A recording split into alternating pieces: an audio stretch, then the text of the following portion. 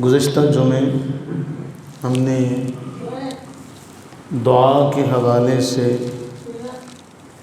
اللہ تعالیٰ اور اس کے محبوب سرور عالم صلی اللہ تعالیٰ علیہ وآلہ وسلم کے فرمودات عالیہ کو پڑھا تھا۔ اسی حوالے سے سورہ بقرہ کی آیہ مبارکہ نمبر ہے 186۔ وَإِذَا سَأَلَكَ عِبَادِي عَنِّي فَإِنِّي قَرِيبٌ، اعلان ہوا کہ اے حبیب صلی اللہ علیہ وسلم، میرے بندے آپ سے میرے بارے میں سوال کریں تو آپ میرے بندوں کو بتائیے کہ فَإِنِّي قریب، بے شک میں قریب ہوں، بے شک میں قریب ہوں۔ اجیب دعوت الداعی اذا دعان، جب بھی کوئی دعا کرنے والا دعا کرتا ہے میں اس کی دعا کو قبول کرتا ہوں۔ اس کے بعد ایک جملہ ہے جس جملے پر ہم غور کریں تو ہمیں سارا معاملہ اور مسئلہ واضح ہو جائے گا۔ فَلْيَسْتَجِيبُوا لِي، انہیں چاہیے کہ یہ بھی مجھ پر ایمان لائیں، میری مانیں۔ فَلْيَسْتَجِيبُوا، انہیں چاہیے کہ یہ بھی میری مانیں، وَلْيُؤْمِنُوا بِي، اور مجھ پر ایمان رکھیں، لَعَلَّهُمْ يَرْشُدُونَ، جب یہ مجھ پر ایمان رکھیں گے تو اس کا نتیجہ یہ ہوگا کہ یہ لوگ ہدایت پا جائیں گے۔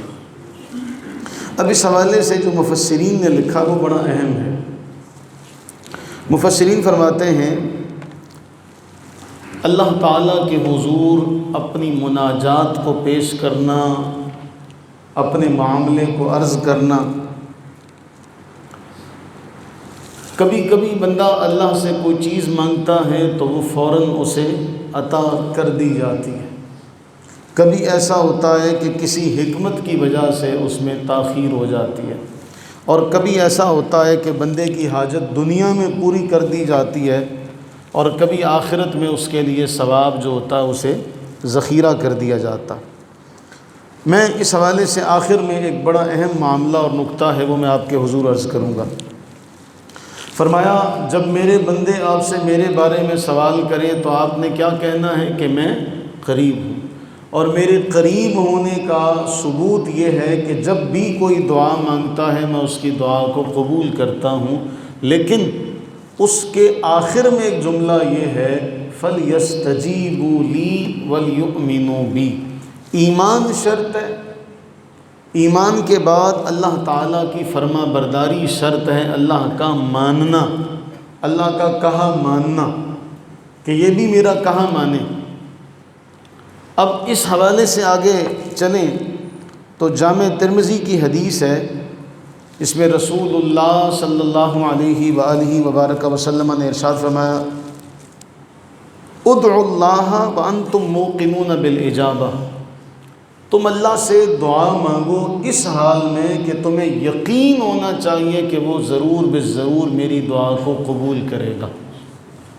موقنون بالاجابہ،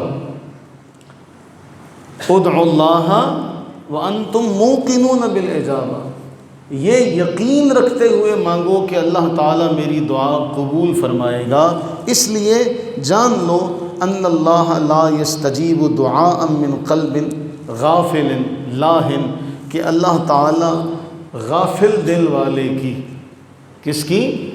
غافل دل والے کی اللہ تعالیٰ دعا کو قبول نہیں کرتا۔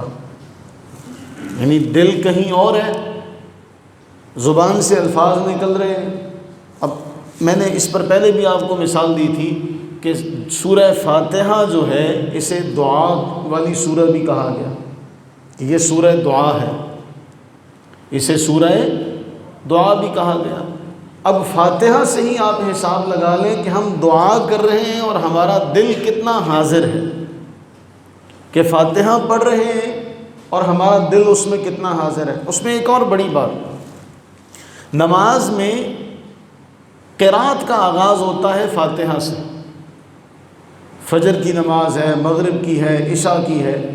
اب ہم اس میں کیا دیکھتے ہیں، ایک آدمی نماز سے پہلے دیکھیں، میں نے کئی بار یہ مسئلہ ذکر کیا، میں پھر وضاحت کر دوں، ہم جو زبان سے نیت کرتے ہیں یہ نیت کہیں بھی کسی حدیث میں نہیں آئی کہ اللہ کے نبی صلی اللہ علیہ وسلم نے فرمایا ہو کہ بھئی جب تم مصلی پر کھڑے ہو جاؤ تو یوں کہو کہ میں نیت کرتا ہوں 2 رکعت نماز فلاں کی واسطے اللہ تعالیٰ کے اور سنت رسول اللہ کی فلاں نماز کا وقت ہے، یہ کسی حدیث میں نہیں آیا۔ اب ہوتا کیا ہے، اقامت ہو گئی ہے، اقامت ہو گئی ہے، اب اقامت کے بعد امام صاحب نے اللہ اکبر بھی کر دیا۔ اب امام صاحب نے اللہ اکبر کہہ کے ثنا پڑھنی شروع کی، نیت کرتا ہوں میں نماز کی 4 رکعت نماز ظہر یا 4 رکعت نماز عصر یا 4 رکعت نماز عشاء، 4 رکعت نماز عشاء، منہ طرف قبلہ شریف، پیچھے اس امام کے، جب تک آپ نے کہا، اور کئیوں نے آگے اس میں پھر اور بھی جملے شامل کیے، امام نے الحمدللہ بھی پڑھ لی، دعا فرمایا موقنون بالاجابہ، کہ تمہیں یقین ہو کہ اللہ تمہاری دعا ضرور ضرور قبول کرے گا۔ اب آپ گھر سے کیا کرنے آئے ہیں؟ جمعے کی نماز کے لیے آئے ہیں، تو یہ نیت ہی ہے نا۔ اب اگر کرنی ہے تو پھر اگر آپ اس کو اپنے لیے لازم سمجھتے ہیں تو پہلے کر لیں اس کو، لیکن آپ اس کو اقامت کے بعد کریں گے کہ میں نیت کرتا ہوں نماز کی، فلاں نماز ہے، فلاں سنت ہے، فلاں معاملہ ہے، اب یہ نیت آپ پڑھنے لگے، اتنی دیر میں آپ کی تکبیر اولیٰ بھی چلی گئی۔ تو آپ جو اتنی دیر سے آئے بیٹھے تھے، بجائے اس کے کہ آپ کو فضیلت حاصل ہوتی، آپ نے وہ فضیلت خود گنوا دی، وہ فضیلت آپ نے خود گنوائی اپنے ہاتھوں سے کہ بھئی آپ کے سامنے ایک معاملہ ہو رہا تھا اور آپ اس کام میں لگے ہوئے تھے۔ پھر اسی طرح ہماری مائیں اکثر، ہمارے بزرگ اکثر، جب ہم حدیث پڑھا کرتے تھے دورہ حدیث شریف میں، تو کوئی ملاقاتی آ جاتا استاد صاحب سے ملنے کے لیے، یا وقفے کا ایک وقت تھا، یعنی ہم صبح سے ہماری کلاس شروع ہوتی تو 10 بجے یا 10:30 بجے، جب استاد صاحب کا دل کرتا، شیخ الحدیث صاحب علامہ سید قمر سیالوی زیدہ مجدود، جب ان کا دل کرتا وہ وہاں پر درس کا سلسلہ موقوف کرتے اور کہتے بھی اب وقفہ ہے۔ اب چائے اگر کبھی 10 بجے آ گئی اور حدیث چل رہی ہوتی تھی تو استاد صاحب نہ کبھی چائے کی طرف توجہ کی، نہ کبھی کسی ملاقاتی کی طرف توجہ کی کہ میں حدیث پڑھا رہا ہوں۔ ہم کیا ہوتا ہے، ہماری اکثریت جب مجمع میں جاتی ہے اور اللہ کا قرآن پڑھا جا رہا ہے، نبی علیہ السلام کی حدیث پڑھی جا رہی ہے، تسبیح ہاتھ میں پکڑی ہے یا کاؤنٹر ہاتھ میں پکڑا ہے، تو وہ توجہ تو ساری کاؤنٹر کی طرف ہے۔ ہماری کئی مائیں ایسے کرتی ہیں، وہ تسبیح ہاتھ میں پکڑے تو وہ یا کرسی پر بیٹھی ہیں، اوپر موڑے آئے ہیں اس کے اوپر بیٹھی ہیں، یا اکثر ہماری جو محافل ہیں ان میں یہ معاملہ ہوتا ہے، یا ویسے ہم بیٹھے تو ہماری توجہ جو ہے وہ اپنے کپڑے کی طرف ہے، یا ہمارے کف کی طرف ہے، یا ہم اور کچھ نہیں کر رہے تو قالین کے ساتھ کھیلنے میں لگے ہیں، تو وہ پھر موقنون بالاجابہ کا جو معاملہ ہے اس کی جو روح ہے وہ تو ہم نے گنوا دی، کہ جو حدیث سننے کا ادب ہے۔ یہ ساری کمزوریاں کہ حدیث کے درس میں کیسے بیٹھنا ہے، نماز میں کیسے شامل ہونا ہے، دل کیسے اللہ کے حضور حاضر رکھنا ہے۔ اللہ کے نبی علیہ السلام نے ادعوا اللہ وانتم موقنون بالاجابہ، حدیث آپ کے سامنے، اللہ سے جب مانگو تو اللہ نے خود فرمایا میں قریب ہوں، میں قریب ہوں، مجھ سے مانگو، جب کوئی دعا مانگتا ہے میں اس کی دعا قبول کرتا ہوں۔ اب جب ہمیں یہ یقین ہی نہ ہو کہ اللہ ہماری سنے گا یا نہیں سنے گا، تو پھر مانگنے کا ہمیں وہ لطف جو آنا چاہیے تھا وہ آئے گا۔ یہاں میں امام قشیری رحمہ اللہ نے ایک واقعہ بڑا شاندار نقل کیا۔ امام قشیری فرماتے ہیں کہ سیدنا موسیٰ کلیم اللہ علیہ السلام ایک شخص کے پاس سے گزرے، وہ شخص بڑا اللہ کے حضور عاجزی سے، تضرع و زاری سے اللہ کے حضور گڑ گڑا رہا تھا۔ موسیٰ علیہ السلام نے اس کا مانگنا دیکھا تو موسیٰ علیہ السلام فرمانے لگے کاش میرے پاس یہ چیز ہوتی تو میں اس کی حاجت پوری کر دیتا، میرے پاس یہ معاملہ ہوتا تو میں اس کی حاجت پوری کر دیتا۔ اللہ تعالیٰ نے موسیٰ علیہ السلام پر وحی نازل فرمائی، اے موسیٰ میں تم سے زیادہ رحم کرنے والا ہوں،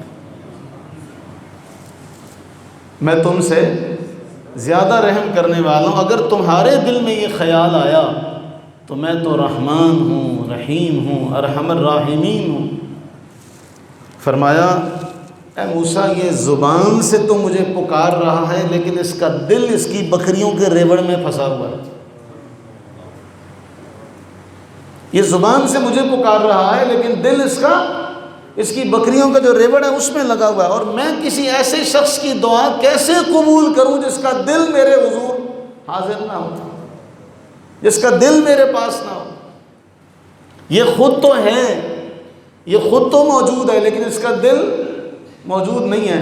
حضرت موسیٰ علیہ السلام نے اس بندے سے کہہ دیا کہ اے بندہ خدا، تو زبان سے مانگ رہا ہے، گڑ گڑا رہا ہے، دل تیرا کہیں اور ہے۔ اب پھر وہی بات، تیرا دل کہیں اور ہے، زبان سے تو مناجات کر رہا ہے۔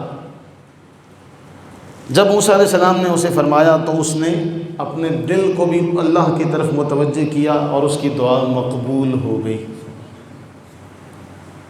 تو اللہ کے نبی علیہ السلام نے فرمایا اللہ سے مانگو تم موقنون بالاجابہ، تمہیں اجابت کا، قبولیت کا یقین ہونا چاہیے۔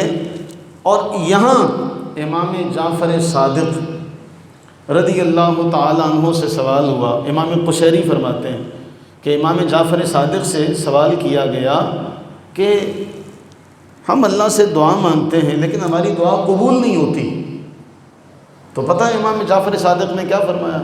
فرمایا تم جسے پکار رہے ہو اس کو پہچانتے ہی نہیں ہو،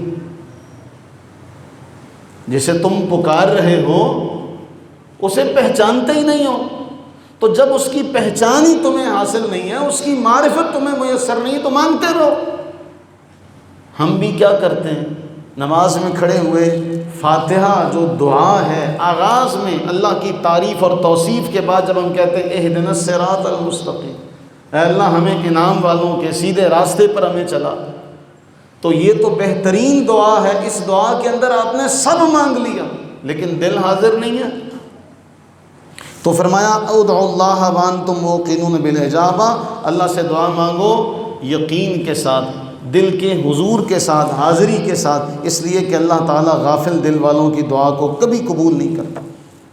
جامع ترمذی کے اندر 3540 نمبر حدیث ہے، امام ترمذی اسے نقل کرتے ہیں، حضرت انس بن مالک اس کے راوی ہیں کہ رسول اللہ صلی اللہ علیہ وسلم نے فرمایا قال اللہ تبارک و تعالی، اللہ تبارک و تعالی یہ فرماتا ہے یا ابن آدم، اے آدم کے بیٹے، انک ما دعوتنی و رجوتنی، جب تک تو مجھ سے دعا مانگتا رہے گا اور مجھ پر امید رکھے گا، میری طرف لو لگائے رکھے گا، غفرت لک علی ما کان فیک ولا ابالی، جو کچھ بھی ہے تجھ پر، جتنے بھی گناہ میں سارے بخشتا رہوں گا، مجھے کسی کی پرواہ نہیں۔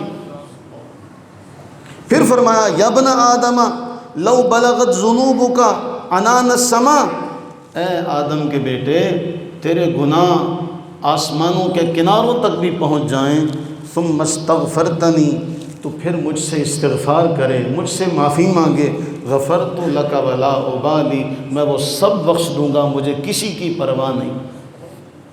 یہ جو کسی کی پرواہ نہیں، اس کے آخر میں اس پہ عرض کرتا ہوں یا ابن آدم، تیسری بار، اے آدم کے بیٹے، انک لو اتیتنی بقراب الارض خطایا، ساری زمین گناہوں سے پر ہو، اس حال میں مجھ سے ملے، لیکن شرط یہ ہے کہ کسی سے شرک، کسی کو میرا شریک نہ بناتا ہو، شرک نہ تو نے کیا ہو، تو میں اتنی ہی مغفرت لے کر تجھ سے ملوں گا۔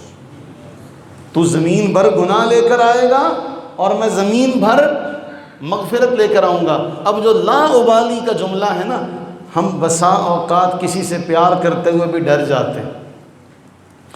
آپ بڑے جو بیٹھے نا اس بات کو سمجھیں گے، کسی ایک کے بیٹے اپنے کسی ایک پوتے سے پیار کر لیں تو دوسرا بیٹا کہے گا میرے بیٹے سے کم پیار کرتے ہیں، کسی ایک کی بیٹی سے پیار کر لیں تو دوسرا کہے گا اور میری بیٹی سے آپ کم پیار کرتے ہیں، یہ جو احساس کمتری دوسرے میں پیدا ہو رہا ہے تو ہم اس کا خیال کرتے ہوئے پیار کا اظہار نہیں کرتے، ہے نا ایسا؟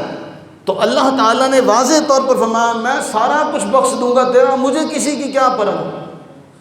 یہ ہے اس کا یہ جملے کا مطلب کہ میں کسی کی کوئی پرواہ نہیں، تو مجھ سے مانگ تو صحیح، تو مجھ سے مانگ تو صحیح، میں سارا کچھ تجھے عطا کروں گا، سب کچھ تیرا گناہ وغیرہ سب بخش دوں گا، مجھ سے مانگ تو صحیح۔ اور یہ جملہ کتنا کمال کا ہے، تو زمین بھر گناہ لے کر آئے گا تو میں زمین بھر مغفرت لے کر آؤں گا۔ کوئی اس کا اندازہ تو کرے۔ اب سب سے پہلی جو شرط ہے قبولیت دعا کے لیے وہ کیا ہے؟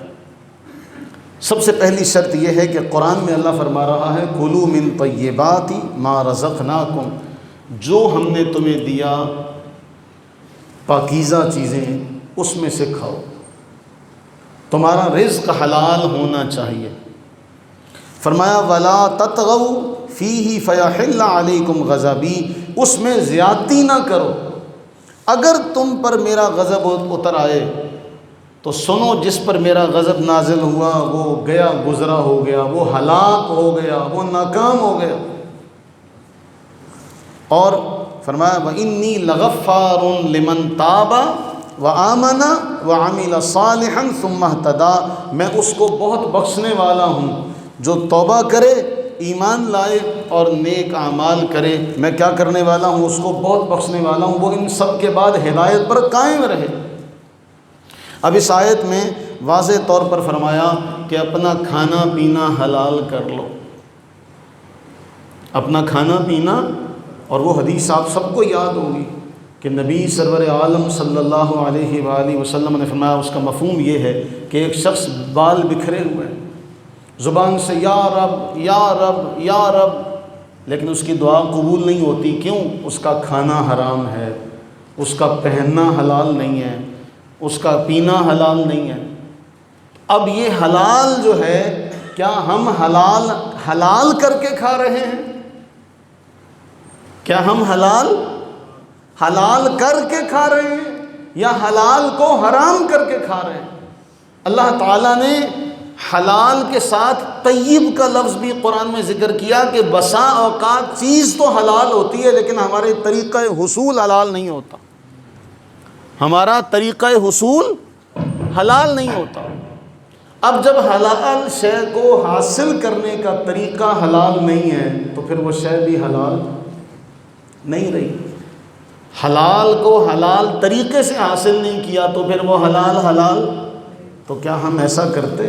تو اس آیت پر اگر غور کریں تو اللہ تعالیٰ نے واضح طور پر فرمایا کہ حلال کھاؤ، حلال کھاؤ گے، حلال پیو گے، حلال پہنو گے تو تمہاری دعائیں بھی قبول ہو جائیں گی۔ تو قبولیت دعا کی پہلی شرط یہ ہے کہ کھانا پینا حلال، کھانا پینا کیا ہو؟ حلال ہو۔ آگے چلیں تو اس کے بعد دوسرا مرحلہ آتا ہے ہمارا دعا میں عجلت کا، جلد بازی کا، بے صبری کا۔ صحیح بخاری کی حدیث نمبر ہے 6340، حضرت ابو ہریرہ رضی اللہ عنہ اس کے راوی ہیں، رسول اللہ صلی اللہ علیہ وسلم فرمایا یستجاب لأحدکم ما لم یعجل، جب تک تم میں سے کوئی جلد بازی نہ کرے اس کی دعا قبول ہوتی رہتی ہے۔ وہ جلد بازی کیا ہے؟ وہ کہتا ہے دعوت فلم یستجب لی، میں نے دعا مانگی لیکن میری دعا مقبول نہیں ہوئی، میری دعا قبول نہیں ہوئی۔ تو جب تک کوئی جلد بازی نہ کرے اس کی دعا قبول ہوتی رہتی ہے۔ دو آداب ہم نے پڑھے، پہلا حلال کھانا، اگر انسان اپنا سارا معاملہ حلال کر لے اس کے بعد دعا کا معاملہ، دعا میں عجلت اور بے صبری کا معاملہ۔ تیسرا دعا کے اول و آخر میں درود پاک۔ میں اس حوالے سے انشاءاللہ آئندہ دنوں میں اگلے مہینے میں کوشش کروں گا کہ اس پر مستقل نبی علیہ السلام نے جو فرمایا وہ سارا آپ کے ساتھ جو ہے وہ ذکر کیا جائے۔ جامع ترمذی کی ایک حدیث اس وقت آپ کے سامنے، فضالہ بن عبید اس کے راوی ہیں، کہتے ہیں کہ سمع النبی صلی اللہ علیہ وسلم رجلا یدعو فی صلاتہ فلم یصلی علی النبی صلی اللہ علیہ وسلم، ایک آدمی دعا مانگ رہا تھا نماز میں لیکن اس نے درود نہیں پڑھا تھا، اس نے درود نہیں پڑھا تھا۔ اللہ کے نبی صلی اللہ علیہ وسلم نے جب اسے دعا مانگتے ہوئے سنا، فرمایا عجیلہ ھذا، اس نے بڑی جلد بازی سے کام لیا، اس نے بڑی جلد بازی سے کام لیا۔ ثم دعاہ فقال له او لغیرہ، پھر آپ نے اسے اور باقی جتنے حاضرین تھے سب کو آپ نے ایک بات ارشاد فرمائی، فرمایا اذا صلی احدکم، جب تم میں سے کوئی نماز پڑھ چکے، نماز پڑھنے کے بعد وہ دعا مانگنے لگے، فَلْيَبْدَأْ بِتَحْمِيدِ اللَّهِ وَالثَّنَاءِ عَلَيْهِ، تو آغاز کرے اللہ کی حمد و ثنا سے۔ دعا کے آداب میں دعا کا آغاز کس سے کرے؟ اللہ کی حمد و ثنا سے۔ ثُمَّ لْيُصَلِّ عَلَى النَّبِيِّ صلی اللہ علیہ وسلم، پھر وہ نبی صلی اللہ علیہ وسلم مجھ پر درود پڑھے۔ ثُمَّ لْيَدْعُو بَعْدُ بِمَا شَاءَ، اس کے بعد اس کا جو جی چاہے مانگے۔ آداب، پہلے اللہ کی حمد و ثنا، پہلے اللہ کی۔ اب امام جعفر صادق کا وہ جملہ یاد کریں رضی اللہ تعالیٰ عنہ، کیا تم جس سے دعا مانگتے ہو اس کی تو تمہیں پہچان ہی نہیں، اس کی تو تمہیں، ابھی چند دن پہلے ہم نے صبح کے درس میں بڑی تفصیل سے یہ بات ذکر کی تھی کہ جب کبھی تنہائی میں بیٹھیں تو جب اللہ سے مانگنے لگیں تو پھر اللہ کو اپنی زبان میں کہیں، یا اللہ تو رحیم ہے، کریم ہے، رحمان ہے۔ جب سے میں پیدا ہوا مجھ پر ایک ایسا دور بھی آیا جب میں زبان سے کسی کو کچھ بتانے کے قابل اور لائق نہیں تھا، تب بھی تو نے مجھے ضائع نہیں ہونے دیا۔ اگر میرا کوئی فائدہ نہ ہوتا، میں بے مقصدہ ہوتا، تو تو مجھے اس وقت ضائع ہو لینے دیتا۔ تو نے مجھے اس وقت ضائع ہونے، اس کا مطلب ہے میں بے مقصدہ پیدا نہیں کیا گیا، تو نے مجھے ضائع ہونے نہیں دیا۔ جب میں مانگنے کے لائق اور قابل نہیں تھا تب بھی تو نے مجھے پالا پوسا، مجھے سب کچھ تو نے نوازا۔ اب تو باری تعالیٰ میں تجھ سے مانگ رہا ہوں، جب تو نے بن مانگے مجھے محروم نہیں رکھا تو مانگنے کے بعد مجھے کیسے محروم رکھے گا؟ تو ساری دنیا کا پالن ہار ہے، ساری دنیا کی بگڑی بنانے والا ہے۔ پھر اس کے بعد نبی علیہ السلام پر درود پڑھے، تو درود پڑھنے والوں نے بھی پھر کیا محبت سے نبی علیہ السلام پر درود پڑھا۔ ہر ایک نے پھر درود پڑھنے میں نبی علیہ السلام کی بارگاہ میں جب درود پڑھنے لگے تو پھر کیا کیا کہا، اے اللہ رحمت نازل فرما اس سہنے محمد پر صلی اللہ علیہ حبیبہ دائما ابدا وبارک وسلم، جو کیا ہے، جو صاحب تاج ہے، جو صاحب معراج ہے، جو صاحب براق ہے، جو صاحب علم ہے۔ پھر دعا مانگنے والوں نے پھر ایسے اللہ کے حضور دعا مانگنے کا طریقہ بتا دیا۔ آپ اپنے لفظوں میں مانگ لیں، یہ درود کیا ہے، نبی علیہ السلام کی تعریف و توصیف ہے، اللہ کے حضور دعا ہے، بس اتنی سی بات ہے۔ یار لوگ اس پہ بہت بڑے اعتراضات کرتے ہیں، نہیں، ہم ان سب چیزوں کو چھوڑیں، صرف اس حدیث کو سامنے رکھیں۔ اللہ کی تعریف ہے، کہیں اپنے لفظوں میں یا اللہ تو رحمان، رحیم، رزاق، وہاب، جواد، جتنے بھی آپ کو اس کی صفات آتی ہیں ان سب کا نام لے لیں۔ پھر اس کے بعد ذکر کریں، اے اللہ اپنے محبوب پر درود نازل فرما، جو عاقب ہے، جو حاشر ہے، جو خاتم النبیین ہے، اس نے خود پھر اپنی جو قاسم ہے، جو کچھ بھی آپ کو جو تیرا محبوب ہے۔ پھر اس کے بعد اپنا مقصود و مطلوب جو ہے وہ اللہ کے حضور پیش کرے۔ اس حدیث میں دعا کے آداب یہ بتائے گئے، اور ہم نے پچھلے جمعے جو دعا پڑھی تھی اس میں جو مانگنے کا طریقہ سلیقہ بتایا گیا کہ اپنے آپ کو عاجزی اور انکساری کی نچلی سطح پر لے جا کے کہ مانگنا ہو تو پھر مانگا تو ایسے جاتا ہے۔ آپ دیکھیں، مثال تو یہ صحیح نہیں ہے لیکن سمجھنے کے لیے، سمجھانے کے لیے، آپ سے ایک مانگنے والا کوئی آ گیا، آپ اس کو دھتکار دیتے ہیں، آپ اس کو کہتے ہیں معاف کر، وہ کھڑا ہی رہتا ہے، وہ آپ کے سامنے روتا ہی رہتا ہے، پہلی بار آپ کے منع کرنے پر وہ چلا جاتا ہے۔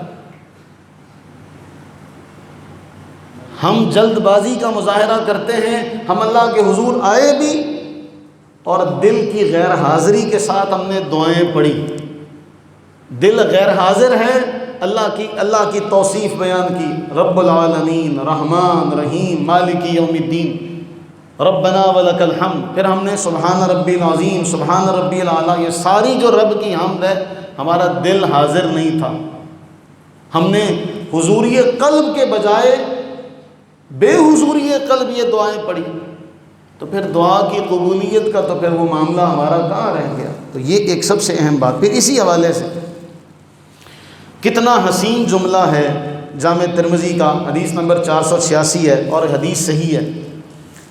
حضرت سیدنا عمر بن خطاب رضی اللہ تعالیٰ عنہ فرماتے ہیں ان الدعاء موقوف بین السماء والارض لا یصعد منہ شیء حتی تصلی علی نبیک صلی اللہ علیہ وسلم، فرمایا دعا زمین آسمان کے درمیان ٹھہری رہتی ہے، کچھ بھی اوپر نہیں جاتا یہاں تک کہ تم اپنے نبی صلی اللہ علیہ وسلم پر درود نہ پڑھ لو۔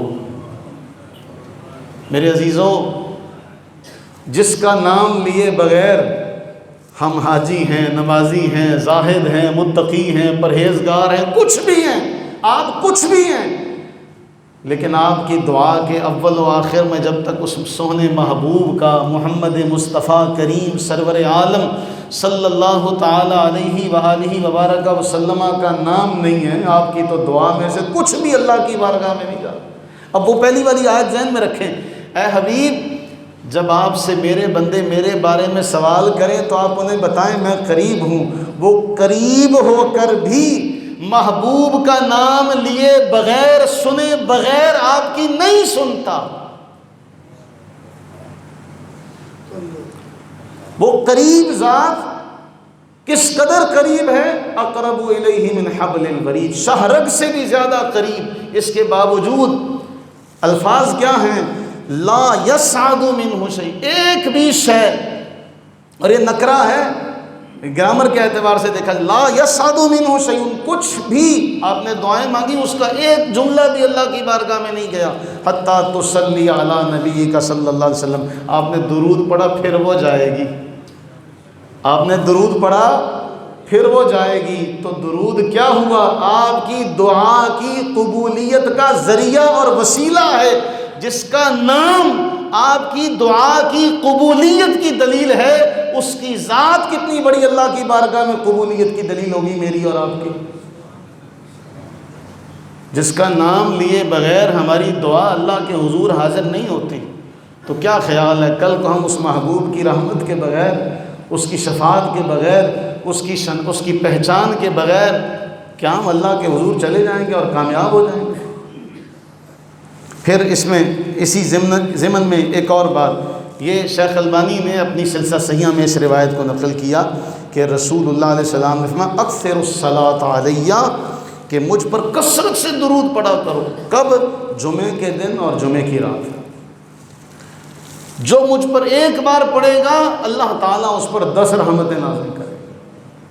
اسی لیے ہمارے ہاں لوگوں نے، آپ نے دیکھا ہوگا جنہوں نے کثرت سے اس کا اہتمام کیا ہوتا ہے کہ جمعے کے روز اور جمعے کی رات اس کا اہتمام کیا جاتا ہے، کیونکہ نبی سرور عالم صلی اللہ علیہ وسلم نے یہ فرمایا۔ اور پھر امام شافعی نے کتاب الام میں لکھا، کہا کہ یوں تو درود جب بھی پڑھو ہر وقت ہی اللہ کی بارگاہ میں مقبول ہے، لیکن کہتے ہیں کہ مجھے جمعے کے روز پڑھنا بڑا پسند ہے۔ امام شافعی کہتے ہیں مجھے محبوب ہے کہ میں جمعے کے دن اور جمعے کی رات جو ہے وہ کثرت سے درود پڑھوں۔ تو اس لیے ایک عادت بنا لیں آج سے، ایک عادت بنا لیں آج سے کہ جمعے کی رات، چونکہ عربی اعتبار سے رات پہلے آتی ہے، جمعے کی رات جب سے مغرب کے بعد سے کثرت سے درود پاک کا وظیفہ اپنا لیں، اور یہ سوچتے ہوئے کہ یہ تو اللہ کے حضور جا رہا ہے، اس کو کسی وسیلے کی حاجت نہیں ہے، یہ تو میری دعاؤں کے لے جانے کا ذریعہ۔ اور جب آپ اس کے محبوب کا نام لے کر اس کی بارگاہ میں عرض کریں گے، یا اللہ تو نے کہا میرے محبوب پر درود پڑھو، تو نے کہا میرے محبوب پر صلوات بھیجو، اے اللہ ہم تو جانتے نہیں تیرے محبوب کا مقام و مرتبہ، قدر و منزلت کیا ہے، اے اللہ تو خود ہی ان کی شان کے مطابق ان پر رحمت نازل فرما۔ آپ سے کہا گیا ان اللہ و ملائکتہ یصلون علی النبی، اور آپ نے اس کے جواب میں کیا کہا؟ اللہم صلی علی، اے اللہ تو نازل فرما۔ یہ عاجزی اور انکساری کا اظہار ہے کہ باری تعالیٰ ہم تو جانتے ہی نہیں ان کی قدر و منزلت کیا ہے، اس لیے تو خود ان کی شان کے مطابق ان پر رحمت نازل فرما. جب آپ یہ کرتے رہیں گے تو پتہ نہیں اللہ تعالیٰ کتنا نوازے گا. تو دعا کے اول و آخر درود کا اہتمام. تو جو چیزیں ہم نے پڑھی، ایک تو رزق حلال کا اہتمام کیا جائے، دوسرا دل حاضر رکھا جائے، تیسرا دعا کے اول و آخر درود کا، اور پھر اس میں ایک حدیث ہم نے اس سے پہلے پڑھی اللہ تعالیٰ کی تعریف و توصیف. میں نے اس میں یہ بات ذکر کی تھی، چونکہ نماز کے بعد وقت کم ہوتا ہے تو ہم بسم اللہ سے دعا شروع کرتے ہیں کہ اللہ تعالیٰ کی صفت ہے رحمان اور رحیم، اور اگر ملے تو ہم پھر اور دعائیں اللہ تعالیٰ کے حضور اللہ کی تعریف کر کے پھر اس کے محبوب پر درود پڑھ کے پھر دعا کا. تو آپ اس کا بہترین طریقہ یہ کہ جب آپ تنہائی میں بیٹھیں تو پہلے اللہ کی تعریف بیان کریں. آپ آیت الکرسی پڑھیں، سورہ فاتحہ پڑھیں، سورہ حشر کی آخری آیات پڑھیں، سورہ اخلاص پڑھیں، اللہ کو بڑی محبوب ہے. یہ پڑھنے کے بعد پھر محبوب پر درود پڑھیں جو آپ کو آتا ہے. درود پڑھنے کے بعد پھر اپنی دعا کا آغاز کریں جو آپ کو چاہیے، جو طریقہ ہے دعا کا. اللہ سے دعا کریں کہ اللہ تعالی ہم سب پر اپنی بے بہا رحمتیں برکتیں نازل فرمائے. آمین ثم آمین وما علینا الا